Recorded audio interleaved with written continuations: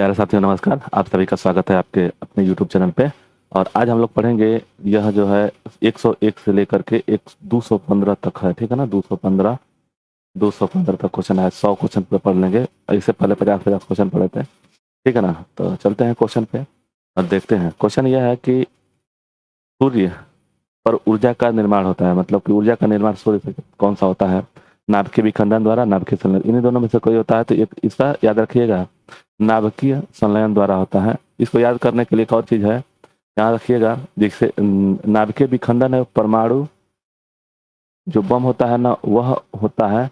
आगे मिलेगा क्वेश्चन जरूर परमाणु बम से, ये याद रखिएगा, क्वेश्चन जरूर पूछता है, इंपॉर्टेंट क्वेश्चन है।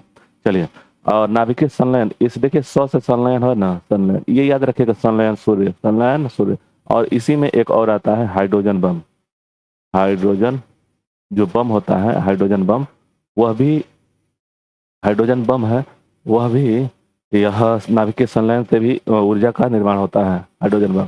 तो यह तीन चीज है, हाइड्रोजन बम, परमाणु बम, हाइड्रोजन बम और सूर्य का जो ऊर्जा है। तो सूर्य और हाइड्रोजन बम नाभिकीय संलयन द्वारा होता है, और परमाणु नाभिकीय विखंडन द्वारा परमाणु बम का ऊर्जा प्राप्त होता है, ठीक है ना।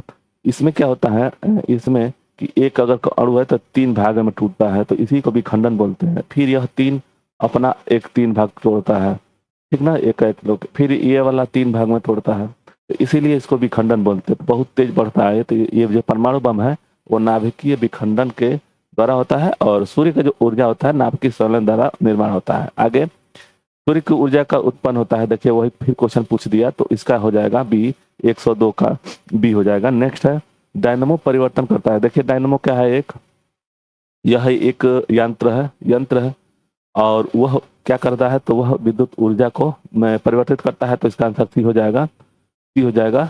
देखिए उच्च वोल्टेज को निम्न वोल्टेज में विद्युत धारा को यांत्रिक, जो मोटर होता है ना, मोटर जो होता है याद रखिएगा, मोटर जो होता है विद्युत ऊर्जा ले करके यांत्रिक ऊर्जा में कार्य करता है।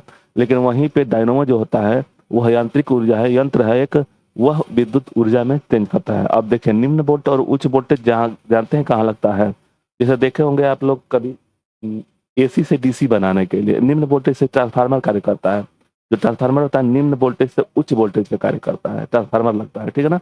तो इसका आंसर हो जाएगा सी, सी याद रखिएगा, सी होगा। प्रकाश वोल्टेज सेल के प्रयोग से सौर ऊर्जा का रूपांतरण निम्न में से किसके द्वारा उत्पादन होता है, ठीक है ना। तो प्रकाशीय ऊर्जा, विद्युत ऊर्जा, उसमें ऊर्जा, यांत्रिक ऊर्जा। तो प्रकाश वोल्टेज सेल जो, मतलब कि ये जो सौर ऊर्जा का रूपांतरण कौन करता है, जो ये लगता है ना, इस समय आया है सौर ऊर्जा का प्लेट, उसी को बोल रहा है।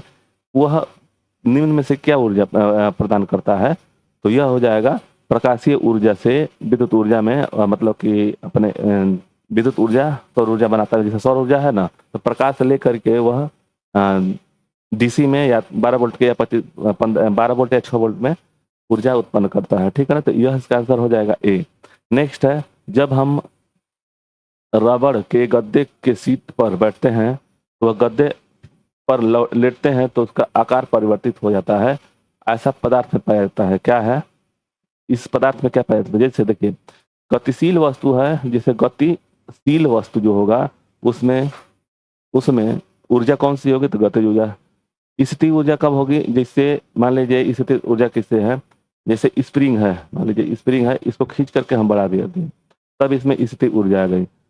संचित ऊर्जा, इसमें भी संचित ऊर्जा है। विखंडन ऊर्जा कुछ और चीज है, इसको समझिएगा। विखंडन वो जो होता है, परमाणु बम का जो विखंडन होता है उसमें होता है ये। तो स्थिति ऊर्जा, अब क्या पूछ रहा है कि जब सीट मत लेके चपका बैठ गया आदमी तो चपक गया, वहां पे कौन सा क्या कौन सा वो रहेगा, ऊर्जा रहेगा, तो वहां पे स्थिति ऊर्जा रहेगी, ठीक है। चलिए आगे, निम्नलिखित में से गतिज ऊर्जा नहीं है। ये नहीं वाला क्वेश्चन पे बहुत ध्यान देना है, नहीं का बहुत पूछता है। मान लीजिए इसमें अगर कह दिया कि ऊर्जा है, यानी कि गतिज ऊर्जा है, तो नहीं को छोड़ करके यानी सब होगा। देखिए चलती हुई गोली, ये भी तो गतिज ऊर्जा है। बहता हुआ पानी, ये भी गतिज हो रहा है, चलता हुआ थोड़ा। खींचा हुआ धनुष जो है ना, खींच करके, जैसे मान लीजिए खींच लिया गया, यहाँ पे धनुष को खींच लिया गया, तो उस समय स्थिति ऊर्जा हो गई, ठीक है ना। तो गतिज ऊर्जा नहीं है इसमें, तो यह इसका आंसर डी सही होगा, ठीक। 106 का। आगे 107 देखेंगे। देखिए जब जब एक चल वस्तु माने गतिज अवस्था में है, तो उसकी गति को दोगुना हो जाती है, तो गतिज ऊर्जा क्या होगी, मतलब कि अगर कोई चल रहा है, जैसे कोई चल रहा है, अगर उसमें दुगुनी गति से हो जाती है, उसको दुगुना स्पीड बढ़ा दिया जाए, तो उसमें क्या होगा गतिज ऊर्जा? तो देखिए गतिज ऊर्जा का क्या होता है, गतिज ऊर्जा बराबर, इस गतिज ऊर्जा बराबर क्या होता है, 1/2 mv² होता है, ठीक है ना, गतिज ऊर्जा का। याद रखिएगा, ये पूछता भी है, ऐसा आ जाएगा। अब देखिए ये फर्स्ट है। अब इसी में क्या किया कि जैसे मान लीजिए भी जो है, भी क्या है, पहले मान लीजिए 1 था, अब क्या कर दिया कि भी को 2 कर दिया, दोगुना कर दिया, यही ना है। तो यहाँ पे देखिए सिंगल है, तो यहाँ पे रखेंगे तो सिंगल से कोई फर्क नहीं पड़ना। अब देखिए इसको हम जब बढ़ाते हैं, दूसरा में समीकरण में रखते हैं, तो 2v, इसको स्क्वायर करेंगे, ठीक है। तो देखिए क्या होता है, तो इसको जब हम लोग लगाएंगे तो 1/2m 4 हो जाएगा ना, 4v²।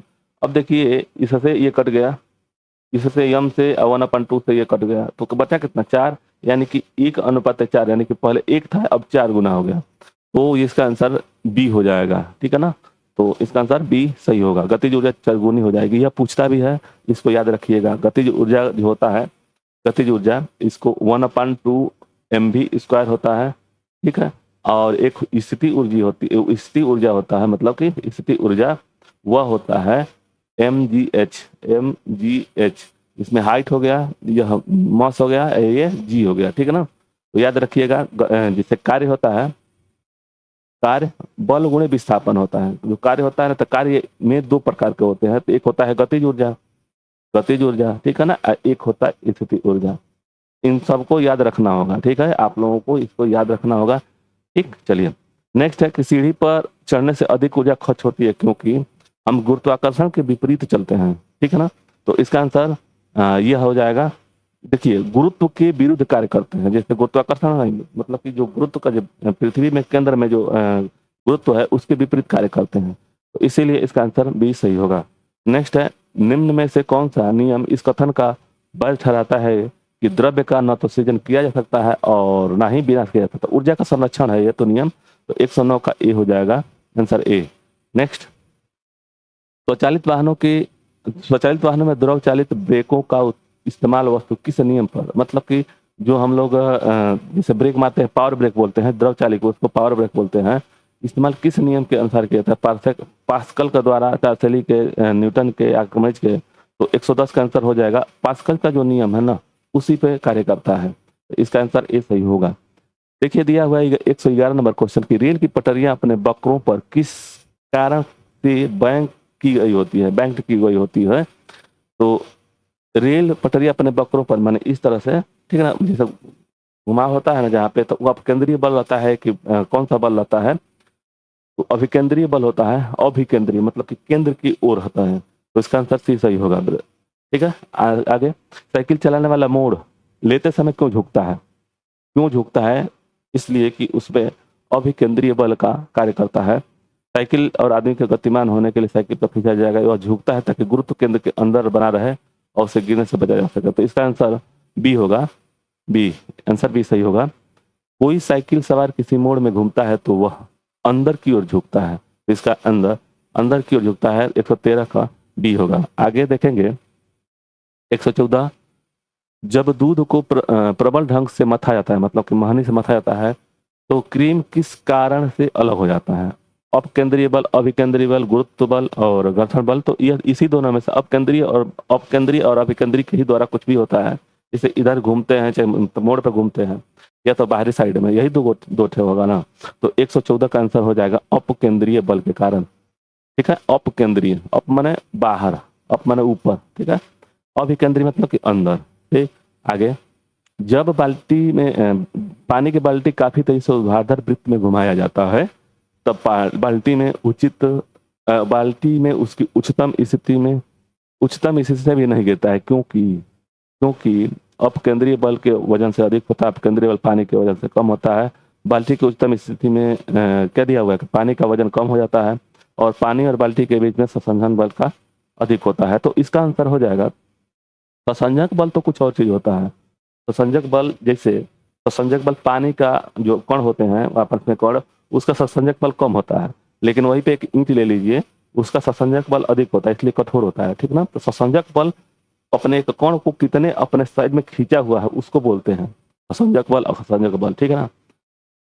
तब क्या होगा इसका, तो इसका आंसर हो जाएगा ए, अपकेंद्र बल के वजन से अधिक पानी के वजन से अधिक होता है। ठीक है, आगे वॉशिंग मशीन का कार्य सिद्धांत, ये भी पूछता है, इंपॉर्टेंट क्वेश्चन है, याद रखिएगा। वॉशिंग मशीन किस सिद्धांत पर कार्य करता है? अपकेंद्रण, अपोहन, उपकेंद्रण, विसरण।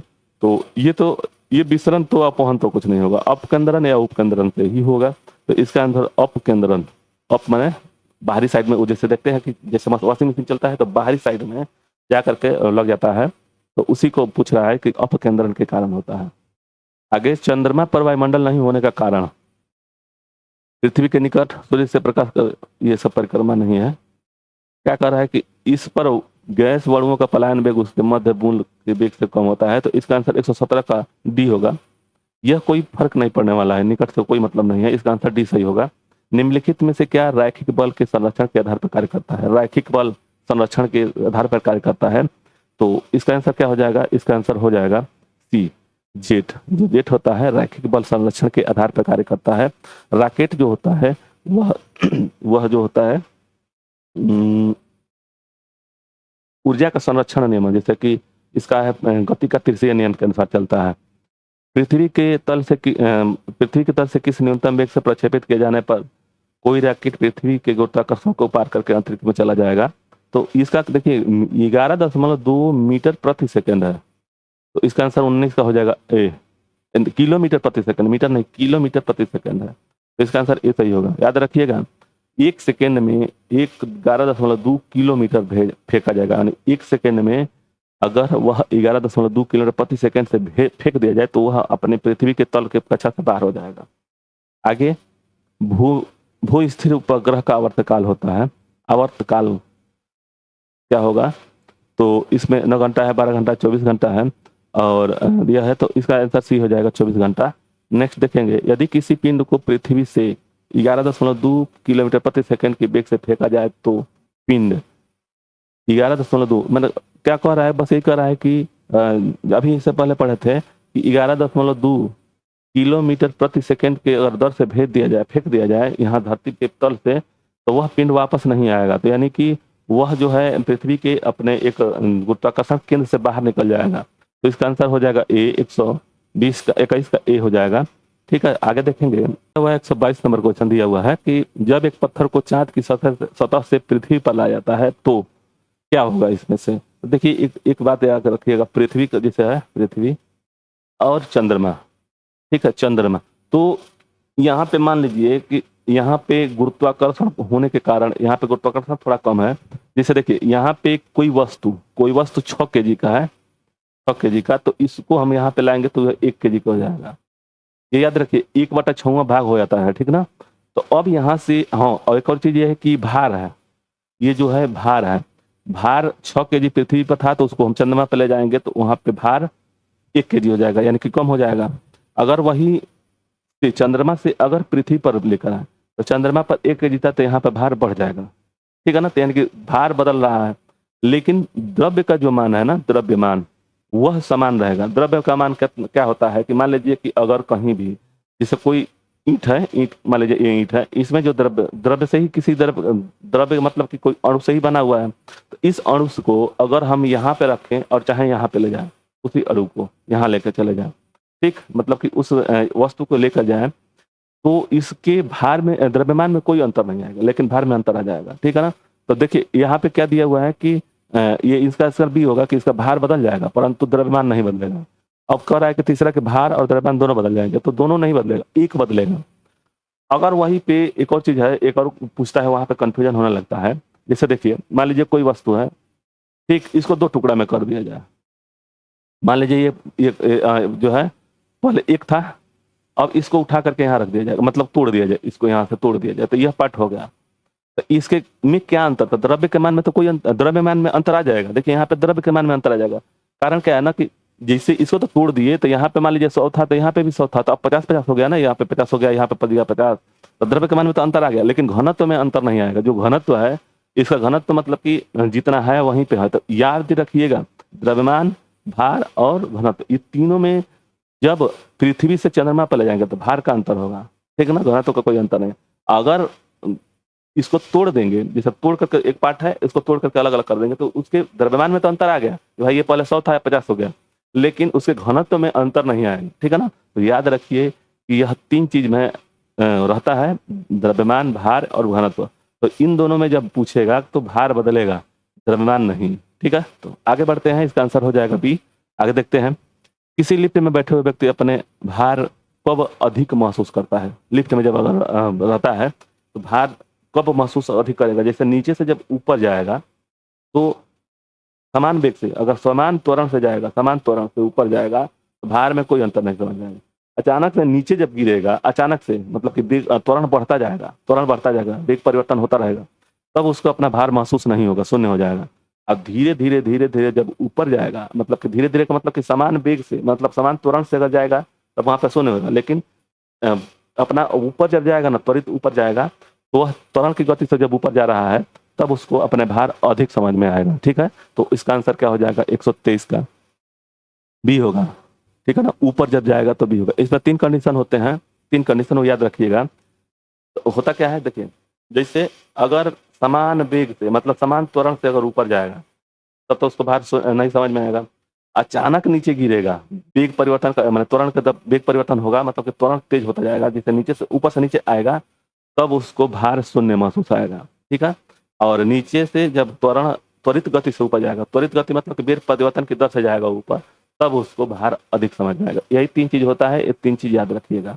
चलिए नेक्स्ट है, पृथ्वी के परितः घूमने वाले कृत्रिम उपग्रह के बाहर गिराई गई गेंद, मतलब क्या रखा था कि पृथ्वी के परितः घूमने वाली कृत्रिम उपग्रह से बाहर गिराई गेंद वो पृथ्वी के आवर्तकाल में ही घूमती रह जाएगी। ठीक है ना? उसका समय उतना ही पे रहेगा। जैसे कि अगर यहाँ पे याद रखिएगा, जब वह पलायन वेग में, पलायन वेग मतलब कि पृथ्वी के एक होता है 36,000 किलोमीटर के बाद, 3600 किलोमीटर के बाद पृथ्वी का गुरुत्वाकर्षण काम नहीं करता। तो अगर यह इस पे मान लीजिए कोई प्लेन है और उसमें से यहाँ पे गेंद गिरा दिया गया, गेंद जब गिरा दिया गया प्लेन से तो वह इसी के चाल से इस पे घूमता रहेगा, वो कोई वहां पे कोई फर्क नहीं पड़ने वाला, पृथ्वी के चाल के अनुसार ही घूमता रहेगा, पृथ्वी पर नहीं आएगी वो, जैसे कि गुरुत्वाकर्षण के बाहर है। ठीक है, चंद्रमा पर चले जाएगा, ये भी नहीं होगा, ये भी नहीं होगा, पृथ्वी पर गिर जाएगा, नहीं होगा, पृथ्वी के परितः उपग्रह के समान आवर्तकाल के साथ उसी कक्ष में घूमती रहेगी। तो इसका आंसर हो जाएगा 124 का आंसर क्या हो जाएगा? डी होगा। याद रखिएगा, इसका आंसर डी सही होगा। आगे, एक लिफ्ट में किसी व्यक्ति का प्रत्यक्ष भार वास्तविक भार से कम होता है। वास्तविक भार से कब कम होगा? जब वह नीचे आएगा। ठीक ना? अपने जो वास्तविक भार है उससे नीचे आएगा, मतलब कि नीचे, समान गति से नहीं, समान गति से नीचे चाहे समान गति से ऊपर जाएगा तो कोई फर्क नहीं पड़ने वाला है, उसका भार महसूस होगा लेकिन बराबर भार होगा। अचानक नीचे आएगा तो वास्तविक भार से कम हो जाएगा। तो इसका आंसर 25 का हो जाएगा बी। त्वरण के साथ माने त्वरित मतलब कि वेग परिवर्तन होता रहेगा तो उसको भार कम समझ में आएगा। ठीक है, तो इसका आंसर बी सही होगा। नेक्स्ट है, किसी तुलांकी उपग्रह की पृथ्वी की सतह के लगभग कितनी है? अभी हम लोग 36,000 किलोमीटर था, तो इसका आंसर ए सही होगा। पृथ्वी का जो तुलांकी भार है ना, तुलांकी उपग्रह जो से, तो यह जो 36,000 किलोमीटर है ना, 36,000 किलोमीटर, इसके बाद से पृथ्वी का जो गुरुत्वाकर्षण का है वो नहीं कार्य करता है। ठीक है ना? तो ऊपर रहता है इसी क्षेत्र में जो उपग्रह, जैसे टीवी का उपग्रह है चाहे कोई उपग्रह, इसी के बाहर ही लगाया जाता है। ठीक है, और इसके बाद पृथ्वी के अनुसार भेज जैसे मैंने उसके आवर्तकाल के अनुसार भेज दिया जाए तो उसी आवर्तकाल में वो घूमता रहेगा। ठीक है, तो 126 का आंसर ए सही होगा। नेक्स्ट है, टेनिस की गेंद मैदान की अपेक्षा किसी पहाड़ी पर अधिक ऊंचाई पर उछलता है, वहां पे दाब कम होता है। ठीक है ना? पर्वतों में वायुदाब अपेक्षाकृत कम होता है, तो इसका आंसर 127 का दिया हुआ है कि एक पर्वतों पर वायुदाब अपेक्षाकृत कम होता है, पर्वतों पर गेंद हल्की हो जाती है, फिर गुरुत्व त्वरण कम हो जाता है, तो इसका आंसर सी सही होगा। नेक्स्ट है, यदि पृथ्वी पर गुरुत्वाकर्षण बल अचानक लुप्त हो जाए तो निम्नलिखित में से कौन सा परिणाम सही होगा? ठीक है ना? लुप्त कर दिया जाए तो द्रव्य का मान वही रहेगा, वस्तु का भार शून्य हो जाएगा, और द्रव्यमान वही रहेगा, वस्तु का द्रव्यमान शून्य हो जाएगा परंतु भार वही रहेगा। भार तो बदल जाएगा, वैसे कि जो भार होता है ना, भार जो होता है उसमें मास और प्लस जी का मान होता है, जी का मान होता है तभी जाकर के अंतर आता है। देखिए, जैसे मान लीजिए पृथ्वी पर से कोई वस्तु चंद्रमा पर ले जाया जाए, देखिए जी का मान में अंतर आ रहा है तभी जाकर के उसके भार में अंतर आ जा रहा है, तो इसका आंसर क्या हो जाएगा? इसका आंसर हो जाएगा ए। ठीक ना? उसके भार शून्य हो जाएगा परंतु द्रव्यमान वही रहेगा। 29 है, पृथ्वी के गुरुत्वाकर्षण का कितना भाग चंद्रमा के गुरुत्वाकर्षण सबसे नजदीक है? 1/6 है, ये याद रखिएगा, 1/6। इसका आंसर सी होगा, 1/6। वो 129 का। सी होगा आगे लोलक का आवर्तकाल, लोलक की आवर्तकाल टाइम पीरियड द्रव्यमान के ऊपर निर्भर करता है, लंबाई के ऊपर निर्भर करता है, तापक्रम के ऊपर, समय को। तो इसका आंसर हो जाएगा 130 का भी होगा, लंबाई के ऊपर निर्भर करता है। लोलक का जो आवर्तकाल है ना उसके लंबाई के उस पर निर्भर करता है, लंबाई पे। ठीक है, तो इसका आंसर 130 का बी होगा। 131 देखेंगे, दिया हुआ है कि लोलक घड़ियां गर्मियों में सुस्त क्यों होती है। अभी हम लोग पढ़े इसमें, देखिए लोलक की आवर्तकाल किस पर निर्भर करता है, तो लंबाई के ऊपर निर्भर करता है। तो लंबाई बढ़ेगी, जैसे यहाँ दिया है कि लोलक घड़ियों को गर्मियों में सुस्त क्यों हो जाती है, सुस्त क्यों हो जाती है, तो उसकी लंबाई में अगर बढ़ जाएगी, ठीक, या घट जाएगी, तो यही कारण है। अब उसी में देखिए कौन सा होगा, तो इसका आंसर दिया है गर्मी को दिन में लंबे होने के कारण, कुंडली के घर्षण के कारण लोलक की लंबाई बढ़ जाती है, जिसके कारण दोलन में लगा हुआ समय बढ़ जाता है। तो इसका आंसर 131 का हो जाएगा सी। सी, ठीक है ना। आगे देखिए, इसमें इसमें जानना जरूरी है, एक छोट पहिए का है, आप इस पट्टा पे चलाते हैं, छोट पहिए को बड़ पहिए पे चलाते हैं, ठीक। तो यह जो छोट है जैसे इसका चाल अगर 100 है, ठीक, तो इसका मान लीजिए अगर 10 है तो इस कम चलेगा। ये एक राउंड चलेगा तो ये बहुत कम चलेगा, ठीक ना। तो 1/10वां भाग ही चलेगा। उसी तरह से यहाँ पे भी है, अगर इसको बढ़ कर दिया जाए, अब इसको चलाया जाए, मान के चलिए इसको चलाया जाए, एक राउंड इसको चला जाएगा, तो जैसे कि एक मान लीजिए ये एक राउंड घुमाया जाए तो यह 100 राउंड घूम जाएगा, और यह 100 राउंड को घुमाया तो ये एक राउंड घूमेगा। तो ये याद रखिएगा, इस सब में बड़ा पट्टा पे बड़ा ध्यान रखना पड़ता है, वही ललक में कार्य करेगा। इसकी लंबाई बढ़ जाएगी, जैसे जैसे इसका जो क्षेत्रफल बढ़ जाएगा तो इसको क्या करेगा, इसको खूब तेज चलाएगा, और इसका क्षेत्रफल बढ़ जाता है तो इसको स्लो कर देगा। ठीक है, आगे इसका जितना छोट छोट मतलब करेंगे ना इसका, तो ये बढ़ जाएगा। आगे किसी सरल लोलक की लंबाई 4% बढ़ दी जाए तो उसका आवर्तकाल क्या होगा। अगर उसका बढ़ा दिया जाए 4% तो घट जाएगा, तो घटने का मतलब 8% बढ़ जाएगा। जिसका क्या किया कि लंबाई अगर 4% बढ़ा दे तो उसका आवर्तकाल समय जो होगा वो बढ़ जाएगा। ठीक है ना, तो क्या होगा 132 का बी हो जाएगा 2%। आगे यदि लोलक की लंबाई 4 गुनी कर दी जाए तो लोलक के झूलने का समय जो होगा क्या हो जाएगा, 4 गुनी का मतलब 2 गुना बढ़ जाएगा। तो इसका आंसर अभी इससे पहले वाला में देखे, सरल लोलक की लंबाई 4% बढ़ा दिया जाए तो उसका आवर्तकाल 2% बढ़ जाएगा। उसी तरह से यहाँ पे भी है, तो 133 का आंसर 1/4 हो जाएगा इसका आंसर। यह 133 का बी हो जाएगा। ठीक है ना, 2 गुना उसी के हिसाब से। चलिए आगे, पेंडुलम को चंद्रमा पर ले जाने पर उसकी समयावधि उतनी ही रहेगी, घटेगी, शून्य हो जाएगी। तो पेंडुलम को चंद्रमा पर ले जाने पर क्या होगा, तो इसका आंसर हो जाएगा डी, बढ़ेगी। ठीक, नेक्स्ट है, एक कण का द्रव्यमान यम तथा वेग संवेग पी है तो उसका गतिज ऊर्जा क्या होगी। गतिज ऊर्जा 1/2 mv² होता है, तो ये p²/m होगा, p²/m। तो इसका 135 का हो जाएगा p²/2m। इसका आंसर हो जाएगा 135 का डी, p²/2m। याद रखिएगा इसको। देखिए क्या है, कह रहा है कि कण का द्रव्यमान यम है और संवेग p है, तो उसका गतिज ऊर्जा, संवेग क्या होता है, तो संवेग बराबर mv होता है। याद रखिएगा mv होता है।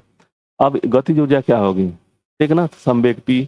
अब 1/2 mv² होता है गतिज ऊर्जा।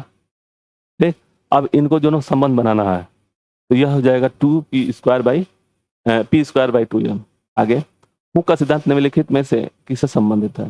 हुक का सिद्धांत निम्न में से किससे संबंधित है, द्रव तापमान से, प्रत्यास्था से, द्रव्यधार्मिकता से, और इनमें से कोई नहीं। तो हुक का जो नियम है वह किससे संबंधित है, तो वह संबंधित है प्रत्यास्था। प्रत्यास्था मतलब कि कोई वस्तु को, जैसे रबड़ है, रबड़ को कितना उसमें प्रत्यास्था है, जैसे लोहा है, लोहे को मारेंगे तो वह प्रत्यास्था कम होगा, इससे वो अपनी जगह पर तो हिलेगा ही नहीं। रबड़ है तो जाएगा फिर आ जाएगा, उसी को प्रत्यास्था बोलते हैं। तो इसका आंसर बी सही होगा। नेक्स्ट है, तेल की एक छोटी बूंद पानी पर फैल जाती है, किस कारण से। पृष्ठ तनाव नहीं, पृष्ठ तनाव नहीं, क्या मतलब, तेल की श्यानता, तेल की एक छोटी बूंद पानी पर फैल जाती है क्योंकि पृष्ठ तनाव, तेल का पृष्ठ तनाव या जल का पृष्ठ तनाव अधिक होता है। तो इसका आंसर 37 का हो जाएगा सी, पृष्ठ तनाव अधिक होता है तेल का। साबुन द्वारा निर्मलन का सिद्धांत है, साबुन का निर्मल का सिद्धांत किस पे कार्य करता है, तो यह हो जाएगा 138 का, ई होगा पृष्ठ तनाव के। ठीक है, आगे, वर्षा की बूंद का आकार गोलाकार किस कारण से होता है, वर्षा का, तो ये पृष्ठ तनाव के कारण होता है, इसका आंसर बी सही होगा। नेक्स्ट है, एक द्रव बूंद गोली आकार धारण कर लेती है पृष्ठ तनाव के कारण, ए 140 का ए। आगे, 41 देखेंगे, इसी पानी में मिट्टी का तेल डालने पर मच्छर कम होता है। तो पृष्ठ तनाव जो ऊपरा जो भाग होता है ना, वह उसमें लार्वा जो होता है डूब जाते हैं। तो क्या दिया है कि प्रजनन में बाधा डालता है, मच्छरों के लिए उच्च विष है, लार्वा में सांस में बाधा डालता है और मच्छरों को भगाता है।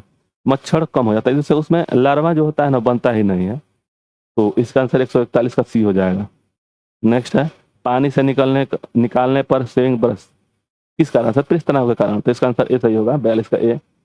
43 का दिया है कि स्थिर गति में जा रही खुली कार में बैठा कर एक बालक गेंद को हवा में ठीक फेंकता है, तो गेंद गिरती नहीं है, मतलब कि जिस ट्रेन में चाहे कुछ भी हम फेंकते हैं तो उसी के समान उछलता है। तो इसका आंसर हो जाएगा 143 का सी, उसके हाथ में आएगा। ठीक ना, जैसे गेंद फेंका, मतलब हम ट्रेन में चलते हैं तो कोई गेंद ऊपर फेंकेंगे, चाहे कोई भी चीज ऊपर फेंकेंगे तो हमारे गेंद हाथ में ही आएगा, इससे कि हमारे चाल के अनुसार भी उसका भी गति हो जा रहा है। ठीक है, तो आगे बढ़ते हैं, 144 देखते हैं। एक व्यक्ति पूर्णतः चिकने बर्फ से क्षैतिज समतल के मध्य में विराम अवस्था में है, न्यूटन के किस किस नियमों से उसका उपयोग करके आपको तट तक ला सकता है? ठीक है, तो इसका आंसर क्या हो जाएगा? दिया है कि पहला गति नियम, दूसरा गति, तीसरा गति और पहला दूसरा तीसरा। तो इसमें क्या होगा? तो इसका आंसर हो जाएगा सी, तीसरा गति के नियम से होगा। नेक्स्ट है, कपूर के छोटे छोटे टुकड़े जल की सतह पर क्यों नाचते हैं? कपूर के छोटे छोटे टुकड़े जल की सतह पर क्यों नाचते हैं? इस तनाव के कारण, क्षमता के कारण, कपूर का एक गुण है जल के घनत्व के कारण। तो इसका 145 का आंसर हो जाएगा ए, पृष्ठ तनाव के कारण। नेक्स्ट है, जब शुद्ध जल में डिटर्जेंट डाला जाता है तो पृष्ठ तनाव क्या होगा? घट जाएगा उसका। ठीक है ना, तो इसका आंसर 146 का हो जाएगा बी। नेक्स्ट देखेंगे 146 के बाद, साबुन को जल में घोलने पर पृष्ठ तनाव घट जाएगा। इसका आंसर ए सही होगा। संवातक कमरे में संवातक कमरे की छत के निकट लाया जाता है क्योंकि, तो उसका कारण क्या है? तो इसका आंसर हो जाएगा ई, सांस से छोड़ी हुई गर्मी हवा ऊपर। अच्छा, देखिए जो एग्जॉस्ट लगता है, एग्जॉस्ट ऊपर क्यों लगता है? रूम के एग्जॉस्ट ऊपर इसीलिए लगाया जाता है कि गर्मी जो होता है, गर्मी सीधे ऊपर भागती है तो ऊपर से वह खींच ले जाएगा। ठीक है ना, तो इसीलिए संवातक मतलब ये एग्जॉस्ट के लिए बोल रहा है। ठीक है, चलिए, यह है कि कथन ए है, अपमार्जक मैले कपड़ों में सफलतापूर्वक तेल व गर्द निकाल देता है, अपमार्जक जल का पृष्ठ तनाव बढ़ा देता है। ये तो गलत है, पृष्ठ तनाव को घटा देता है तब ना। तो इसका आंसर 49 का सी हो जाएगा। ये सही है परंतु आर गलत है। ठीक, अपमार्जक मतलब साबुन मैले कपड़ों को सरलतापूर्वक तेल व गर्द निकाल देता है, मतलब कि गर्दा और इसको निकालता है। उसका कारण क्या है कि जो जल का जो पृष्ठ तनाव है कम कर देता है, जिससे कि अंदर हर एक वस्तु के हर एक कण के पास पहुंच जाता है, तो इसीलिए वो साफ हो जाता है। तो इसका आंसर सी सही होगा। अंतरिक्ष यात्री अंतरिक्ष में सीधे खड़े नहीं रह सकते हैं, इसका कारण क्या है? तो गुरुत्व बल नहीं होता है, वायुमंडल में श्यानता बहुत कम और तीव्रता, सूर्य वायु का ऊपर बल लगाती है, वायुमंडल दाब बहुत कम होता है। तो इसका आंसर क्या हो जाएगा? 150 का ये होगा, गुरुत्व त्वरण नहीं है, गुरुत्व नहीं है। यदि किस नली का व्यास दोगुना कर दिया जाए तो इसमें चलने वाले जल की सतह की ऊंचाई क्या होगी? अगर उसके व्यास में मतलब व्यास समझते हैं, इसकी चौड़ाई है, यह जो व्यास है ना, व्यास मतलब कि दोनों, इसकी चौड़ाई बढ़ा दी जाए। जैसे मान लीजिए कि इसका 2 इंच है व्यास, अब उसको 4 इंच कर दिया जाए, तब उसका क्या होगा? तो दोगुना उसको आधी रह जाएगी ना, तो 151 का आंसर हो जाएगा बी, आधी रह जाएगी। एक चीज पूछता है, आगे हम दिखाएंगे उस क्वेश्चन को, श्यानता का इकाई क्या है? ये याद रखिएगा, इकाई बहुत ही इंपॉर्टेंट है। श्यानता का इकाई पॉइज है, पास्कल है, पास्कल तो होगा नहीं, पॉइजूली है, पॉइज है, पॉइजूली है, इनमें से कोई नहीं है। तो 152 का आंसर ये हो जाएगा, पॉइज है, श्यानता का पॉइज है, याद रखिए श्यानता का पॉइज है। आगे, जब दो भिन्न भिन्न व्यास के किस नलियों को किसी द्रव के ऊर्ध्वाधर डुबाया जाता है तो द्रव की ऊंचाई क्या होगी? मतलब क्या कर रहा है कि दो भिन्न भिन्न व्यास के किस नलियों को किस नलियों को अगर किसी द्रव में ऊर्ध्वाधर डुबाया जाता है तो उसको क्या होगा? दोनों किस नलियों में बराबर होगा? नहीं, अलग अलग होगा। अधिक व्यास वाली किस नली में अधिक होगी? ये भी नहीं, कम व्यास वाली में अधिक होगी। यह इसका 153 का आंसर सही हो जाएगा। आगे, लैंप की बत्ती में तेल किसके कारण ऊपर था? केसित्व के कारण। तो इसका आंसर केसिकीय घटना के कारण, तो इसका आंसर बी सही होगा, 154 का बी। 55 देखेंगे, 55, पानी में लोहे की सुई डूब जाती है लेकिन जहाज तैरता रहता है, एक ही सिद्धांत पर, आर्किमिडीज के सिद्धांत पर। आर्किमिडीज के सिद्धांत पर। आगे, आर्किमिडीज का नियम निम्नलिखित में से किससे संबंधित है? तो प्लवन का नियम है यह, इसका आंसर ए सही होगा, प्लवन। ठीक, प्लवन के। आगे 156 देखेंगे, अरे 156 157, जब कोई वस्तु किसी द्रव में पूर्णतः या आंशिक रूप से डूबा जाता है, अभी हम देखे थे इसको, मतलब कि आंशिक रूप से मतलब भार में कोई कमी प्रतीत होती है और उसके भार में आभासी कमी उस वस्तु के द्वारा हटाए गए द्रव के भार के बराबर होता है। ये किसका सिद्धांत है? तो यह आर्किमिडीज का सिद्धांत है, आंसर बी सही होगा।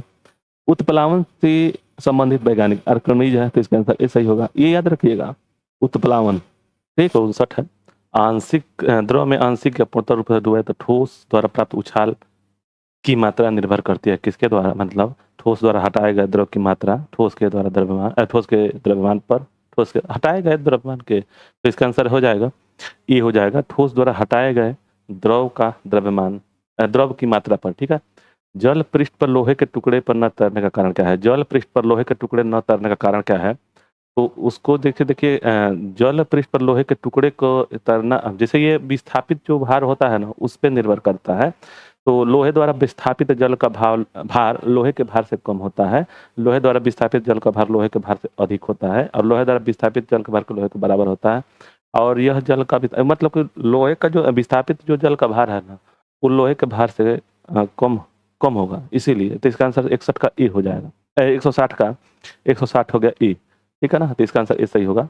आगे, कोई भी नाव डूब जाएगी यदि वह पानी हटाती नहीं, यानी अपने आयतन के बराबर पानी नहीं हटाता तो वह नाव डूब जाती है, तो इसका आंसर ए सही होगा। नेक्स्ट है, महान वैज्ञानिक आर्किमिडीज किस देश से संबंधित है? जो वैज्ञानिक थे वो कहाँ से? तो ग्रीस से, याद रखिएगा। ये महान वैज्ञानिक आर्किमिडीज कहाँ से थे? तो वह ग्रीस से थे। पानी की बूंदों के तैलीय पृष्ठों पर न चिपकने का कारण क्या है? क्या दिया है कि पानी के बूंदों पर तैलीय पृष्ठों पर चिपकने का कारण क्या है? तो इसका आंसर 163 का हो जाएगा ए, असंजक बल के कारण, अभाव में। ससंजक और संजक बल जानते होंगे, उसी बल के कारण, मतलब कि सेम वस्तु में जैसे सेम कण रहेगा, जैसे मान लीजिए पानी है और पानी पे ही है तो वो एक दूसरे से चिपक जाएंगे, लेकिन तेली चीज है तो उसमें असंजक बल होता है। तुलांकी उपग्रह घूमता है पृथ्वी के इर्द गिर्द, किस तरह से घूमता है? पूर्व से पश्चिम, पश्चिम से पूर्व, उत्तर से, तो पृथ्वी के अनुसार, यानी कि पश्चिम से पूर्व होगा, तो इसका आंसर 64 का बी हो जाएगा। ठीक है ना, 164 का बी। आगे, पहिए के बाल बियरिंग का कार्य है।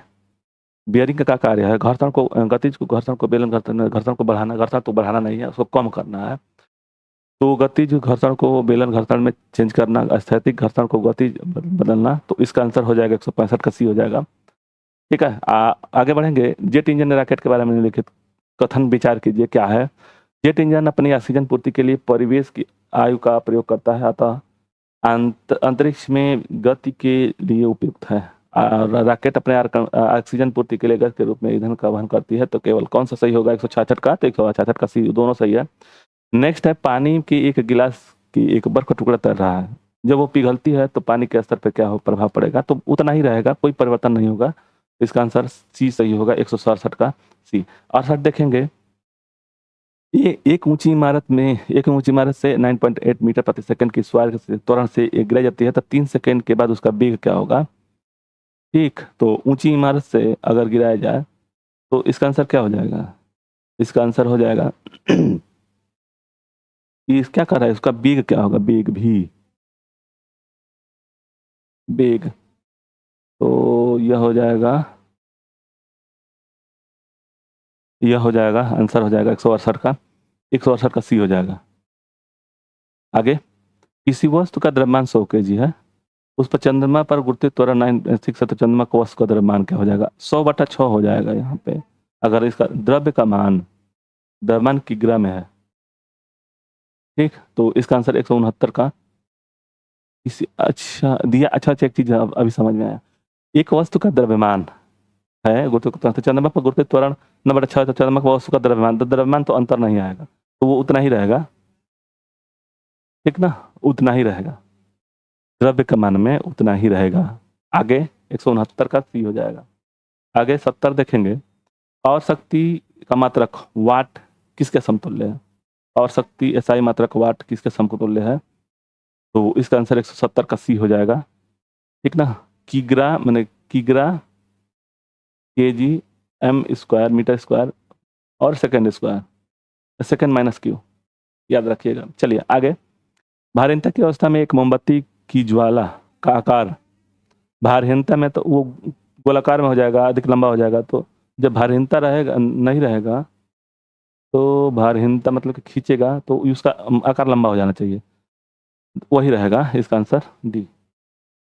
आगे, एक किस नली में जल की अपेक्षा एक तरल अधिक ऊंचाई तक चढ़ता है, इसका कारण क्या है?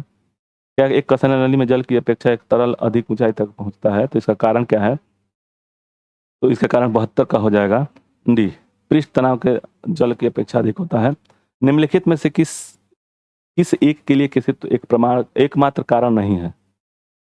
एक कारण नहीं है किसित्व का, जो किसित्व है ना, इसका कारण नहीं है। कौन सा? स्याही का सोखना, ये भी तो है। भूमिगत जल का ऊपर चढ़ना, ये भी है। सूती वस्त्र के जल की बूंदों का फैलना, वो भी है। और पौधे की जड़ों में जल के पूर्ण रूप से ओर बढ़ना। तो ये इसका आंसर 173 का हो जाएगा डी। यह तो पृथ्वी जो जाइलम होता है वो लेके जाता है। गुरुत्वाकर्षण के सार्वभौमिक नियम का प्रतिपादन किसने किया? गुरुत्वाकर्षण की सार्वभौमिक नियम का प्रतिपादन किसने किया था? गुरुत्वाकर्षण का नियम, तो इसका आंसर न्यूटन ने किया था। तो इसका आंसर ए सही होगा। ऊर्जा संरक्षण आशय है। ऊर्जा संरक्षण आशय है मतलब कि न ऊर्जा को समाप्त किया जा सकता है, न विनाश न सृजन किया जा सकता है, मतलब न ही उत्पन्न हो सकते हैं, न किंतु विनाश हो सकती है, ठीक है ना। तो इसको परिवर्तित किया जा सकता है। तो आंसर क्या हो जाएगा? 175 का डी। ऊर्जा को न तो सृजित हो सकता है, न विनाश। यहाँ का ऊर्जा का सृजन और विनाश होता है, नहीं। ऊर्जा का सृजन हो सकता है, विनाश नहीं, ये भी नहीं है, ये भी नहीं होगा। ऊर्जा का सृजन नहीं हो सकता है, क्यों नहीं? ऊर्जा का सृजन नहीं तो विनाश, किंतु विनाश हो सकता है, तो यानी कि हो सकता है, विनाश नहीं हो सकता। तो इसका आंसर ये नहीं होगा। तो इसका आंसर डी हो जाएगा। आगे, पृथ्वी का पलायन वेग, अभी हम लोग पढ़े थे इससे पहले वाले में 11.2 मीटर किलोमीटर है, किलोमीटर प्रति सेकंड, याद रखिएगा। तो इसका आंसर डी सही होगा, 176 का। आगे 177 है कि पास्कल का दाब का पास्कल होता है, तो इसका आंसर बी सही होगा, 177 का बी। आगे देखेंगे 178 है। 178 है कि एक किग्रा प्रति सेंटीमीटर समतुल्य किसके बराबर है? तो इसका आंसर ए सही होगा। नेक्स्ट है क्यूसेक। क्यूसेक में किसका मापा जाता है? क्यूसेक जो होता है, जल की मात्रा को मापा जाता है, शुद्धता मापा जाता है, गहराई या बहाव। तो क्यूसेक क्या मापा जाता है? तो ये मापा जाता है जल का बहाव, ठीक है। क्यूसेक जो होता है, क्यूसेक में जल के बहाव को मापा जाता है। किसी पिंड का भार समुद्र तल पर सबसे समान, पृथ्वी तल पर सब जगह समान होता है, नहीं। ध्रुव पर सर्वाधिक होता है, विषुवत रेखा पर अधिक होता है, मैदानी क्षेत्र में। इसका आंसर हो जाएगा ध्रुवों पर। तो 180 आंसर 180 का आंसर बी हो जाएगा। जब किसी वस्तु को पृथ्वी से चंद्रमा पर ले जाया जाता है तो भार बढ़ जाता है, नहीं। जब पृथ्वी से चंद्रमा पर तो भार घट जाएगा। तो इसका आंसर बी सही होगा, 181 का बी। 182 है, दिया हुआ है, देखिए कि राशि है, मात्रक निकालना है। तो इसको विद्युत बल, विद्युत आवेश, विद्युत विभव और तो ये विद्युत धारिता है, ये याद रखिएगा। इसको यह जानना बहुत जरूरी है। विद्युत बल, विद्युत आवेश, विद्युत विभव और धारिता, ठीक है। तो इसका आंसर क्या हो जाएगा? 82 का ये हो जाएगा। देखिए, विद्युत बल का न्यूटन होता है, और बी का हो गया 3, आवेश का कूलाम होता है, विद्युत आवेश का कूलाम होता है। विद्युत विभव का वोल्ट होता है, और धारिता होता है फैराडे का, विद्युत धारिता फैराडे का होता है। तो इसका आंसर बी सही होगा। नेक्स्ट है, एक भू स्थिर उपग्रह अपनी कक्षा में निरंतर गति करता है। एक भू स्थिर उपग्रह अपनी कक्षा में निरंतर गति करता है। यह अपकेंद्र बल के प्रभाव से होता है, तो प्राप्त होता है। वो अपकेंद्र बल के प्रभाव से होता है, तो प्राप्त होता है उपग्रह को प्रेरित करने वाले रॉकेट इंजन से, उड़ने वाले गुरुत्वाकर्षण से, सूर्य। और ये भी है कि क्या होगा इसका आंसर? इसका आंसर हो जाएगा, देखिए 183 का बी हो जाएगा। पृथ्वी द्वारा उपग्रह पर लगाए जाने वाले उपग्रह गुरुत्वाकर्षण से है, तो इसका आंसर बी सही होगा। स्वचालित कलाई घड़ियां में ऊर्जा मिलती है। स्वचालित कलाई घड़ियां में ऊर्जा मिलती है कर्षण ऐंठन से, बैटरी से, द्रव क्रिस्टल से, हाथ विभिन्न संचालक से। तो 184 का आंसर हो जाएगा डी, हमारे हाथ के विभिन्न संचालन से। जब जब कुएं में पानी की बाल्टी को ऊपर खींचते हैं तो क्या महसूस होता है? भारी, देखिए यह सतह के ऊपर भारी, हल्की, स्थिर, और बाहर आकर के उससे द्रव्यमान से प्राप्ति होती है। तो इसका आंसर 185 का क्या हो जाएगा? ये हो जाएगा भारी। नेक्स्ट है, भारहीनता होती है। भारहीनता कब होगी? जब शून्य से गुरुत्वाकर्षण की स्थिति शून्य हो जाएगी, या निर्वात में होगा, या ऑप्शन तो दिया है गुरुत्वाकर्षण की शून्य स्थिति, जब गुरुत्वाकर्षण घटता है निर्वातन की स्थिति में। भारहीनता कब होगा? ठीक है, तो 186 का आंसर ये हो जाएगा, गुरुत्वाकर्षण जब शून्य हो जाएगा।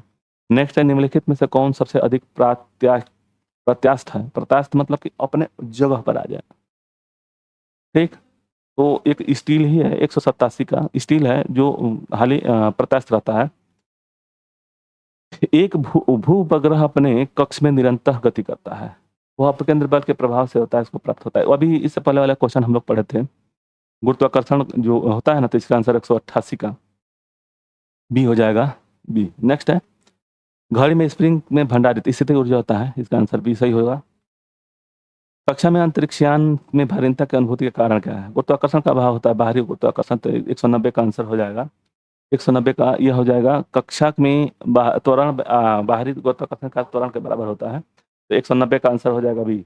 91 देखेंगे, डोरी में बांधे हुए पत्थर को तेजी से घुमाया जाता है, घुमाते समय अचानक डोरी टूट जाए तो वह कैसे निकलेगा? जैसे मान लीजिए यह घुमा रहे हैं, तो जब यह टूटेगा तो सीधी, मतलब कि त्रिज्या के सीधी हो जाएगी इस तरह से, ठीक है, याद रखिएगा, यह त्रिज्या के सीधी हो जाएगी। क्या कर रहा है कि पत्थर के मैंने बाहर तो जाएगा ही, पत्थर बाहर की तरफ त्रिज्या के गति तेजतः गति हो जाएगा, गति करता है, तो इसका आंसर 191 का हो जाएगा। 191 का क्या हो जाएगा? पत्थर स्पर्श रेखता, मतलब कि ये जो स्पर्श है ना, अभी हम लोग समझते हैं, स्पर्श से सीधा हो जाएगा, रेखिता उड़ जाती है, तो इसका आंसर ए सही होगा, ए। नेक्स्ट है, अंडा मृदु जल में डूब जाता है, अंडा जो है मृदु जल में डूब जाता है, जबकि नमक के सांद्र में घोल में जाता है, क्योंकि इसका आंसर क्या हो जाएगा? 92 का सी हो जाएगा। नमक के घोल का घनत्व अपने अंडे के घनत्व से अधिक होता है। नेक्स्ट है, किसी व्यक्ति को मुक्त रूप में घूर्णन कर रहे घूर्णी मंच पर अपनी कोणीय चाल कम करने के लिए क्या करना चाहिए? क्या कर रहा है कि किसी व्यक्ति को मुक्त रूप से घूर्णन कर रहे घूर्णी मंच पर अपनी कोणीय चाल कम करने के लिए क्या करना चाहिए? कोणीय जो चाल है उसको कम करने के लिए क्या करना चाहिए? अपने हाथ एक साथ मिला लें, अपने हाथ ऊपर उठा लें, अपने हाथ बाहर की तरफ फैला दें, हाथ ऊपर उठाकर बैठ जाएं, तो इसका आंसर क्या हो जाएगा? 93 का सी होगा। अपने हाथ को बाहर की तरफ से फैला दें। साबुन कपड़ों को बेहतर सफाई में क्यों सहायक होता है? पृष्ठीय तनन को कम करता है, घोल के पृष्ठीय तनन को कम करता है, तो इस क्या दिया हुआ ये है कि ये घोल के पृष्ठीय तनन को कम करता है, गंदगी को अवशोषित कर लेता है, और दिया है घोल को शक्ति देता है और उत्प्रेरक का काम करता है, साबुन उत्प्रेरक का काम करता है, तो इसका आंसर 94 का ए हो जाएगा, पृष्ठीय तनन को कम कर देता है। आगे, न्यूटन मीटर मात्रक है, न्यूटन मीटर मात्रक है, त्वरण का न्यूटन मीटर तो होगा ना, बल का न्यूटन होता है, शक्ति का ऊर्जा का, तो शक्ति का और ऊर्जा में है, तो ऊर्जा का मात्रक जूल होता है, न्यूटन मीटर पूछ रहा है, तो 195 का डी हो जाएगा। ठीक, आगे, डायनामो इससे परिवर्तित करता है, डायनामो इसे यांत्रिक ऊर्जा से विद्युत ऊर्जा में, तो इसका आंसर बी सही होगा। दूध से क्रीम निकलने पर उसका घनत्व क्या होगा? बढ़ जाएगा, घट जाएगा, और अपरिवर्तित रहता है, तो इसमें जब दूध का क्रीम निकल जाएगा ना, तब क्या होगा? तो 197 का ए हो जाएगा, घनत्व बढ़ जाता है। निम्नलिखित कथनों में से कौन सा एक सही नहीं है? याद रखिएगा, इसमें से सही नहीं है, ये क्वेश्चन पर ध्यान देना होता है, तो इसका आंसर 198 का डी होगा। पृथ्वी की सतह पर समतल के किसी पिंड का भार और द्रव्यमान समान होता है? भार और द्रव्यमान समान नहीं होता है। ठीक, इस्पात के गोले में पदार्थ की मात्रा का क्या होता है? इस्पात के गोले में पदार्थ की मात्रा क्या होता है? वजन, द्रव्यमान, घनत्व, आयतन। इस्पात के गोले में पदार्थ की मात्रा का क्या होता है? तो इसका आंसर 199 का बी हो जाएगा, द्रव्यमान। नेक्स्ट है, चंद्रमा पर वायुमंडल नहीं है, क्यों नहीं है? क्योंकि यह डी हो जाएगा, 200 का डी। आगे, 201 निम्नलिखित में से जी का मान सर्वाधिक होता है, तो यह होगा माउंट एवरेस्ट की चोटी पर, कुतुब मीनार के ऊपर, भूमध्य रेखा पर, गुरुत्वाकर्षण जी का मान अधिक आर्कटिक के ध्रुव पर होता है, तो 201 का हो जाएगा डी, ये ध्रुव है। द्रव चालित ब्रेक किसके नियम पर? पास्कल के, तो इसका आंसर ए सही होगा, 201 का, 202 का। आगे, निम्नलिखित में से किसकी का न्यूटन मीटर नहीं है? अच्छा, न्यूटन मीटर, अभी न्यूटन मीटर है तो किसका है? ऊर्जा का है, ऊर्जा, बल का न्यूटन होता है, न्यूटन मीटर चाहिए ना, तो इसका आंसर 203 का ए हो जाएगा। अब देखिए, न्यूटन मीटर अगर दे दिया है, न्यूटन मीटर, तो देखिए कार्य का एक है, ये भी है, तो ये दोनों हो जाएंगे तीनों, इसका आंसर ए सही होगा। एक धावक लंबी छलांग लगाने से पहले कुछ दूरी तक दौड़ता है, क्योंकि दौड़ने से छलांग लगाना आसान हो जाता है, उसका शरीर गर्म हो जाता है, शरीर छलांग लगाते समय उसकी गति जड़ता और पूरी तय करने में मदद करती है, तो इसका आंसर सी हो जाएगा, सी। आगे, 205 देखेंगे कि भिन्न भिन्न द्रव्यमान के पत्थरों को एक भवन के शिखर से गिराया जाता है, तब क्या होगा? निर्वात में तो समान गति से आ जाएंगे, तो 205 का आंसर, दोनों पत्थर जमीन पर एक साथ पहुंचते हैं, कोणीय संवेग के बराबर है, कोणीय जो संवेग है, कोणीय संवेग यह किसके बराबर है? तो 206 का आंसर हो जाएगा ए, जड़त्व आगुण गुणे कोणीय वेग। नेक्स्ट है बर्नौली सिद्धांत। बर्नौली सिद्धांत निम्नलिखित किस पर है? बर्नौली जो होता है बर्नौली 207 का बी, ऊर्जा। आगे, लोहे की सुई पानी की सतह पर किस कारण तैरती रहती है? पृष्ठ तनाव के कारण। पृष्ठ तनाव के कारण, तो 208 का आंसर हो जाएगा बी। नेक्स्ट है ब्लाटिंग। ब्लाटिंग पेपर द्वारा स्याही को सोखने में शामिल किस उत्तक अभिक्रिया के कारण होता है? तो इसका आंसर हो जाएगा बी। फर्स्ट क्वेश्चन है किसी वस्तु का भार उस समय न्यूनतम होता है। न्यूनतम होता है जब उस पर कहाँ रखा जाए, तो ध्रुव रेखा पर तो सबसे ज्यादा होता है। उत्तरी और दक्षिणी मतलब कि ध्रुव रेखा पर, जब ध्रुव पर रखा जाएगा तो उसका भार अधिकतम होगा, विषुवत रेखा पर समान होगा, और केंद्र पर ले जाएंगे तो कम हो जाएगा। तो इसका आंसर डी हो जाएगा। निम्नलिखित में से किसने न्यूटन के से पूर्व ही बता दिया था कि सभी वस्तुएं यस गुरुत्वाकर्षित होती हैं। तो इसका आंसर 211 का हो जाएगा डी, ब्रह्मगुप्त। आगे, यदि एक पेंडुलम से दोलन करने वाली घड़ी को पृथ्वी से चंद्रमा पर ले जाए तो घड़ी क्या होगा? सुस्त होगा, तेज होगा, समान होगा, कार्य करना बंद कर देगी। तो 212 का आंसर ए हो जाएगा, सुस्त हो जाएगा। दिया हुआ कि गैस भरे गुब्बारे का नाखून की तुलना में सुई का फटना आसान क्यों होता है? तो 213 का आंसर डी हो जाएगा। सुई गुब्बारे का नाखून की तुलना में अधिक दाब डालता है। लिफ्ट में मनुष्य का प्रत्यक्ष वजन वास्तविक वजन से कम कब होगा? नीचे आएगा, समान गति से नहीं, तेजी से नीचे जाएगा। तो इसका आंसर हो जाएगा ए। 15, क्रिकेट के गेंद को किस कोण से मारा जाए, मतलब कोण से मारा जाना चाहिए ताकि अधिकतम दूरी 45 डिग्री होता है। इसको क्षैतिज प्रक्षेपण क्षैतिज होता है, इसको बोलते हैं। तो 45 डिग्री में होता है। तो इसका आंसर बी सही होगा। तो इतना ही क्वेश्चन था। आप लोगों को वीडियो अच्छा लगे तो लाइक और सब्सक्राइब करें। मिलते हैं अगले वीडियो में। धन्यवाद। जय हिंद, जय भारत।